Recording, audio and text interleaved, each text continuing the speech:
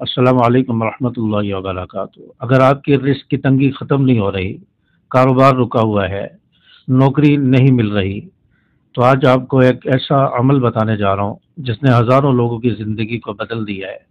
صرف یہ 4 سے 5 منٹ کا وظیفہ ہے، 4 سے 5 منٹ کا عمل ہے، اس سے ہزاروں لوگوں کی زندگیاں بدلی ہیں۔ تو وہ عمل کون سا ہے جس سے ہماری رزق کی تنگی دور ہوگی، رزق کے دروازے کھلیں گے، اور انشاءاللہ اس عمل کے کرنے سے آپ کو نوکری بھی ملے گی، آپ کا کاروبار بھی چلنے لگے گا۔ تو وہ عمل کون سا ہے اور کس طرح کرنا ہے، تو یہ میں آگے چل کے ویڈیو میں بتانے جا رہا ہوں۔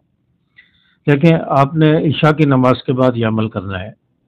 عشاء کی نماز کے بعد باوضو بیٹھ کر یہ عمل کرنا ہے۔ اس کو کم از کم 21 دن اور زیادہ سے زیادہ 40 دن اس عمل کو آپ نے کرنا ہے، اور انشاءاللہ اس عمل کے کرنے کے بعد آپ کی جو پریشانی ہے، رزق کی تنگی ہے، جاب کا مسئلہ ہے، کاروبار کا مسئلہ ہے، تو انشاءاللہ یہ مسائل آپ کے حل ہوں گے۔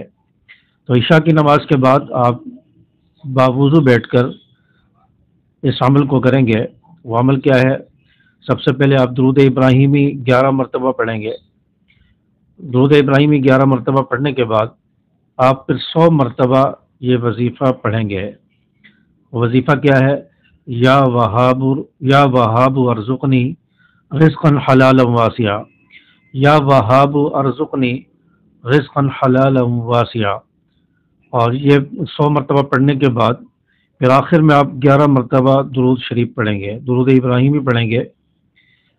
درود ابراہیمی پڑھنے کے بعد پھر آپ اللہ تبارک و تعالیٰ سے دعا مانگیں گے۔